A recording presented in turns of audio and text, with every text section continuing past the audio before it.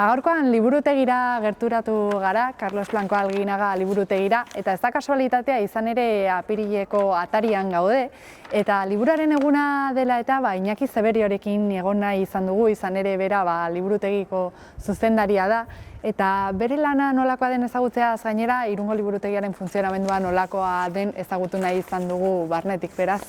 Lehenik eta behin Iñaki, mila esker zure denborarengatik eta ratotxo hau eskaintzagatik. Konta iguzu, duela aspaldi hasi zen liburutegiarekiko duzun lotura zuzen ere, aspaldian hasi zinelako bertan lanean. Konta iguzu, nolakoa izan zen? Egunon, lehen eta aurretik. Bueno, orain dela, 26 urte ailatu nintzen liburutegira. Ez ustean gainera. Nik zerrenda batean nengoen, baja bat sortu zen, eta handik aurrera ibilbidea luzea izan zen, baina arrezkeroztik hemen nago.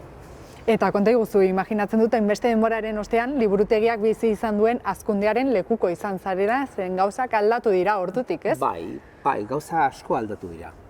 Eta, bueno, hasieran liburutegia ikustalaian, liburutegia lehenengo solairuan bakarrik zegoen, beko solairuan, eta gero pixkanaka, goiko pixutara ilotzen hasi ginen, eta gauzak aldatzen hasi ziren aurrekontuaren araberan eta beharren araberan.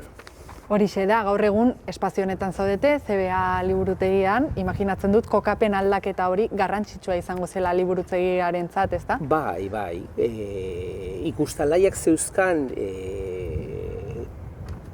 ezaugarriak alde batetik galdu egin dira, baina beste aldetik leku honetan beste gauza on batzuk badaude. Ikustalaia txikia geratu zen. Eta hemen leku gehiago dago, hala ere ez dugu behar dugun leku guztia, baina hori inoiz ez da gertauko liburutegi batean. Eta moldakuntza luzea izan da, 10 urte daramaju, eta gauzak oraindik aldatzen ari gera, lekuak bilatzen ari gera, eta inoiz ez dugu bukatuko. Horixe da, horren erakusle da, zuen esku dagoen liburu kopuru guztia, ez? Zeren kontatu didazunarengatik eta aurreratu didazunarengatik ez dira gutxi. Bueno, 80.000 horrelako kopuru badugu. Horixe da, eta aipatu behar dugu ere pixka bat irakurleen profila. Ez dakit oso anitza den liburutegira gerturatzen den irakurleen profila edo pixka bat zerbait zehatza den. Jende aur asko etortzen dira, gurasoak aur asko ekartzen dute, eta jende heldu asko etortzen da. Eta gero ikasleak ere etortzen dira ikastera unibertsitariak batez ere. Baina gero jende denetatik dago, liburutegi honetara jende desberdina etortzen hasi zen. Beste liburutegira joaten etzen jendea. Eta kokapena ere horrelako gauzak ekerakartzen ditu, nahi esan. Lehen kale nagusira jo behartzen, eta orain kalean dago, eta hemen nagoenez jaisten naiz. Gero itxura ere asko egiten du. Alde batetik ikustalaiek zuen itxura kutxuna eta nolabaiteko jendea erakartzen zuen, baina gauzak oso neurri txikian egiten ziren, hemen beste aukerak daude, ezta? Eta jende gustura dago. Horixe da, aipatu behar dugu ere, Irungoak diren idazleentzako beti leku berezia duzuela. Bertan, liburutegira hurbiltzen garenean ikusten dugu beti beraiei eskinitako espazioak eta beraien lanak bat batzeko, imaginatzen dut erreferentziazko puntu bat izango dela, ezta? Izan leke. Eta konta iguzu, aipatu behar ditugu ere irakurketa ohiturak, ez? Azken finean ez dakit teknologia berrien sarrerarekin, hau da, liburu elektronikoen sarrerarekin, honek nolabaiteko eragina izan duen liburutegiaren erabilera edo? Ez pentsau, eragina badauka, eta guk ere, nolabait ere, hori bideratzen dugu. Liburutegia horrelako aukera badauka, mailegatzen ditugu liburuak, Euskadiko sarean dauzkagun liburuak mailegatzeko aukera badugu, baina gaur egun oraindik jende gehienak paperean argitaratutako gauzak erabiltzen ditu. Jendeari liburua gustatzen zaio batez ere paperean. Liburu elektronikoa gauza asko dauzka oso onak direnak.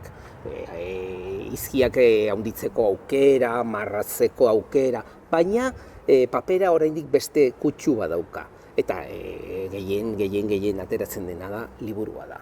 Eta modaren aldetik, alda nabaritzen modaren eragina, da urteko garaiaren arabera, edo urteen joanarekin baldatuz doa alazela? Badakizu, publizitatea eragina handia dauka.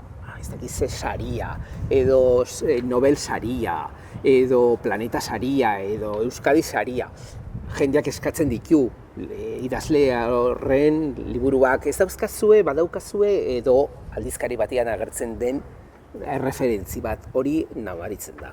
Baina, ahalegintzen gera gauzak berriak erosten, edo interesgarriak iruditzen zaizkigun gauzak erosten, eta sarreran jartzen ditugu mailak, jendeak ikus dezan zenolako gauzak erosten dira astero.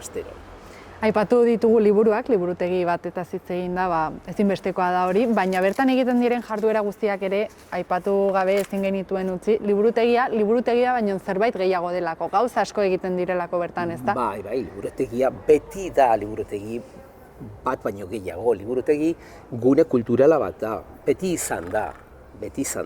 Eta guk tailerrak, erakusketak, eta horrelako ekintzak antolatzen ditugu beti. Astero ipuin kontaketak, hilero helduentzako ipuin kontaketak, literatur tailerrak, hitzaldiak, denetatik egiten dugu.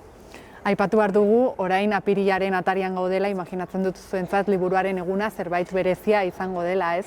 Ez dakitia da aurreratu dezakezun pixka bat zer egingo duzuen egun honen inguruan, edo pixka bat nola antolatuko zareten? Aurten gauza bat gertatzen zaigu Pasko astea dela. Eta oporrak daude, orduan ikasleak erakartzeko aukera zaila da. Egingo dugu beti bezala irakurketa publiko bat. Oraindik ez dakigu zein etorriko da euskal literaturatik aukeratu dugun liburua, eta ez dakigu ziur ze idazlea etorriko den, edo etorriko ez dena, ez dakigu. Baina irakurketa egingo dugu, eta nolabait ere zerbait prestatzen ari gara, oraindik ez dakigu ziur, baina orain dela 25 urte hasi ginen irakurketa publiko hori antolatzen. Orduan, zerbait egingo dugu berezia. Eta zure lanaz konta iguzu, ikusten dugu liburuz inguratuta lan egiten duzula, liburu artean. Ez dakizu zeu ere irakurlea zaren, edo askok uste dutenaren kontran agian ez den horrela? Nik irakurtzen dut, baina askotan egiten duzuna da behar dituzun gauzak irakurtzen duzu. Erderaz esaten da literatura profesional. Hori asko irakurtzen duzu, zeren jakin behar duzu mundua zer egiten ari den, liburutegien mundu hortan gauzak nondik nora dijoazten, eta horri biltzen gera. Gauza asko aliatzen dira zure eskutatara eta azertu behar dituzu. Orain, dena irakurri ez da posible. Aldizkariak, liburuak, diskak, egunkariak, denetatik irakurtzen duzu, baina ez dezeu denbora gehiegi gauza guztiak irakurtzen. Eta konta iguzu, liburu gomendio batetaz galdetuta, jakingo altzenuke ez liburu gomendatuko zenuken edo zergatik? Ez naiz eremu horretan sartuko. Zeren eta bakoitzaren gustoa desberdina da. Eta elkarrizketarekin amaitzeko Iñaki, konta iguzu pixka bat. Etorkizunera begira, zeintzuk dira zure ustez Irungo liburutegiaren erronkak edo pixka bat ze norabide hartu beharko luke? Nik uste dut Irunen gauza berezi bat, eta hain berezia ez dena, liburutegi sare bat behar da. Irun oso hiri zabala da, luzea, baina orain ere zabala, auzo asko daude, eta legeak agintzen duena noizbait beteko da. Eta liburu sarea sortu beharko luketela hori argi dago. Liburutegi sarea barkatu.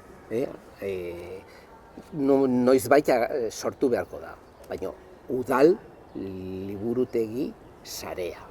Zeren eta liburutegia ez da gela bat 30.000 liburukin. Hori ez da liburutegi bat. Liburutegietan profesionalak daude, hori unibertsitatean ikasten da, eta gauzak jendeak uste duen baino zailagoak dira, eta importanteagoak gainera. Eskertzen dizugu eskainitako denbora tarte hau eta egin diguzun laburpen azkar hau, eta hemendik bakarrik gelditzen zaigu jendea gonbidatzea, onera etortzea. Bai, badakizue, aurten 10 urte liburutegi berrian, sartzen ari da. Eta 25 urte irakurketa publikoa betetzen hasiko gera hemendik gutxira. Horixe da, badago aitzakia onera gerturatzeko. Badago aitzakia. Mila esker, Iñaki. Zuei etortzegatik.